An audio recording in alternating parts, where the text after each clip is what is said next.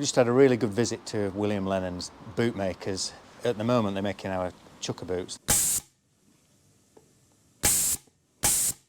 Like so. And it's to the brass screwing machine. It's been really good having a look round inside. You can really appreciate what you get when you get something made in a traditional factory, where really, you're paying for that time and that experience. You're going to get something unique that's coming from the particular machinery they've got, from the skills that they've got, and the way that they've been making stuff for such a long time. You just don't get anything like that from a kind of mass-produced factory or with a lot of modern footwear. This stuff, it was made for people working in quarries. So that's why it's really tough. It's made to really stand up to that kind of abuse. And luckily, it's got that lovely kind of utility charm to it as well. So it's nice if you're just knocking about, going on the moors or walking to the pub. You don't look like William Lennon. No, Dan looks more like great-granddad. If you put Dan and great-granddad next to each other and Dan's son, George, the resemblance is uncanny. That was the founder then of this company. Yeah. Was William Lennon, your great-grandfather? My great-grandfather. He came aged 14 as an orphan from Manchester, and he came and stayed with a person called Joseph Higginbottom, and he learnt the trade through Joseph. He set up with two brothers, so it was Mason Brothers and Lennon originally. In 1904, this place, which was the old corn mill, came up for rent. Okay. And so he moved in here and dissolved the Mason Brothers and Lennon. And then when the rent went up twice in 1 year, he decided to buy it. So he mortgaged it for £450 and gradually paid it off until 1924, I think it was, he paid off the mortgage. Oh. He had 9 children, all bar 2 of them worked here. So when I first joined as a child, there was my dad and my granddad and my great-uncle Sidney, Ebenezer and Percy. Fantastic. Lasted upper, Yeah. cork filler in the gap, lasted margin, leather to resin through sole to be attached to the bottom of the upper. And how is that attached? We tack it on with a staple first, and it's to the brass screwing machine. Very rare machine. I think there's only 3 or 4 left in the whole world. In the world? Yeah. So there's only William Lennon boots then that will have soles fitted in this way? Yes. Yeah. Yeah. It's an old industrial. It's a stronger way of making a boot than a Goodyear welted stitching, because the sole will not fall off. Yeah. Obviously, around here is all quarries. Lots of men breaking rocks, needing boots. So I think there used to be 5 or 6 boot factories. Just in Stony Middleton? Yeah. Which is a village of how many people? Not very many. 400. Yeah. Yeah. All right, I'm going to fire it up now. It's very noisy. Excellent. We like that. Is it kickstart?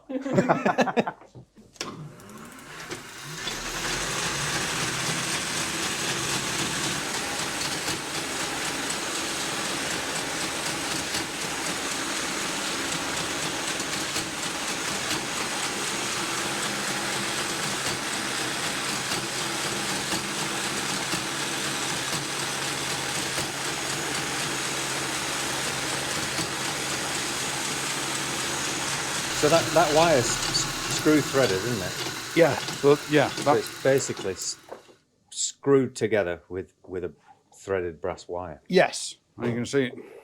Where do you get the threaded wire from? It's a specialist firm in Leicester. Yeah. That again, they've been making it for 100 years. Supplier to the shoe trade and various other specialist type attachments. People from Yorkshire have it to seal their wallets up. Yes. After that procedure, you've got sharp ends on both sides, inside and outside of the boot. So that's not what you want next to your foot? No. I mean, these days, shoe firms don't even use tacks anymore. This is what they call the levelling machine. Is that where you put some customers? Yeah. No, that's just in my mind. Those that don't pay. And that, it essentially levels off the wire on the outside. Okay. And then pins it over on the inside, so you get like a rivet effect, so the wires thread. So it flattens the ends. Smashed over at both ends, yeah. Oh, that's brilliant.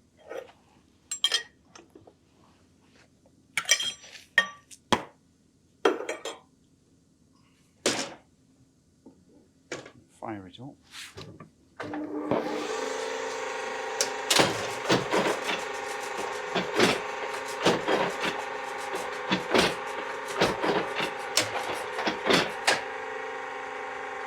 A couple of cycles.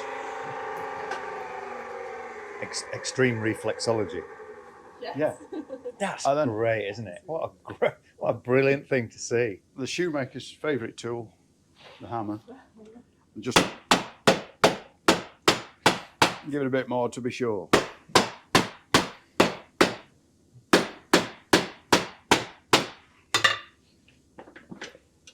That's all smooth. That's not coming off ever. That's not coming off, no. Yeah. So the next procedure is to trim that middle to more of a shape. Yeah.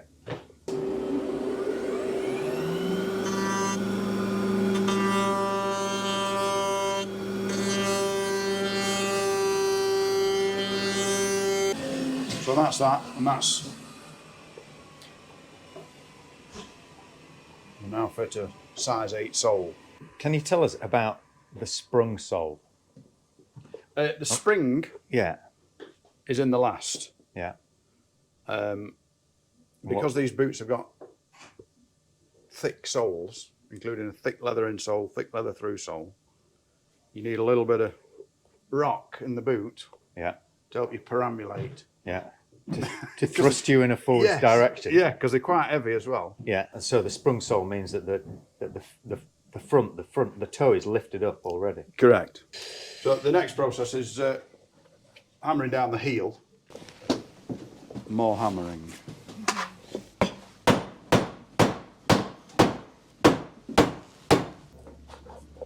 And that's got that flat. Proper hammer in that. Oh, yeah. Like, I'd be like, It's not mincing hammering, is it? no. No. That's how you learn to hammer properly. That's why he's got really flat thumbs. Full commitment. Yeah, well, How many times do you go do? well, actually, my hands are quite good this week. There's just one little mark now. Just one little mark. Yeah. I don't want to be hammering your thumbs. Yeah. That's a lovely looking hammer. Yeah, it's proper. Yeah, It's very nice, isn't it? Yeah. Shiny. proper shoemaking hammer. Yeah. Hammer envy there. Yeah, I do. Yeah. Yeah, kind of hold the shoemaking hammer. When it's properly, like it's not a rusty hammer. That gets some use, doesn't it? Yeah. And you should polish the ends to Yeah. so you don't mark anything. Probably 100 years old as well. Probably about. I was going to say. Yeah. You don't make hammers like that anymore. Hammers like that anymore. No. Right, the next part is sort of a mildly chemical process, but this stinks, so just watch out. Yeah. No, definitely don't recommend drinking it. This is like a precursor, if you like, for the adhesive. So you just rub the dirt off that's been, Just to clean it, so yeah, that the sole, the glue part of the sole, we've got something to stick to. yeah. No robots here then. No robots here doing this, no. What's that? So let that dry for a minute or two. Next procedure is to what they call flash heat that adhesive. It's heat activated, so you let it dry and then repop it with some heat. Stick a last in it. Boot on top, sole underneath, and press go. There's some halogen lamps under there. And just warm it Very for modern. LEDs won't work, they don't get hot. I thought you just had coal. And then apply the sole to the upper like so. Check it's square. And pop it onto the sole press.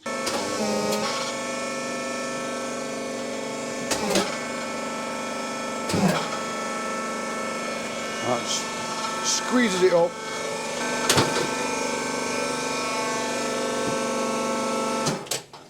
And then just nip it up with again round the edges. Make sure it's tight all the way around. So the next part is it needs to be trimmed again. So that's the edges squared away. So you've no gaps in the bonding, etc. So with these, the next part is putting the heel on. Our soles have a smiley face on. Oh yes, yeah. No, we saw it in the snow the other day. We were taking some pictures and I had these boots on, and when we came back, I looked down at the snow on the ground and it's Smiley faces. face in it.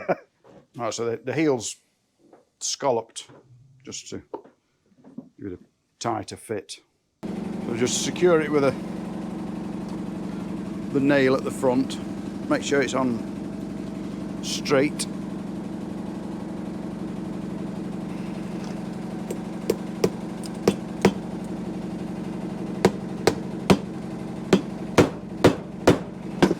To the heel nailer. Sticker on there. Slide it under there.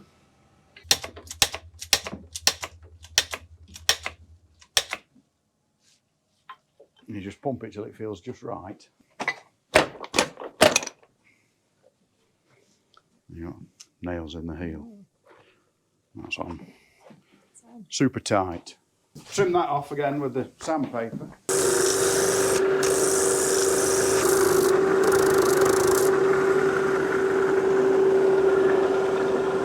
Finished.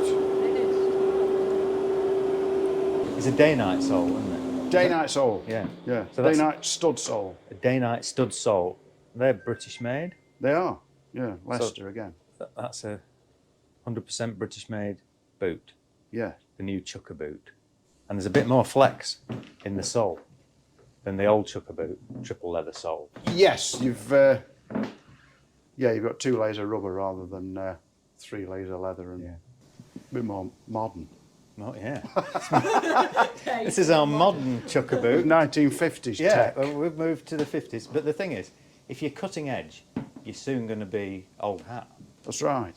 So it's best to pitch yourself somewhere Yeah. just around always good.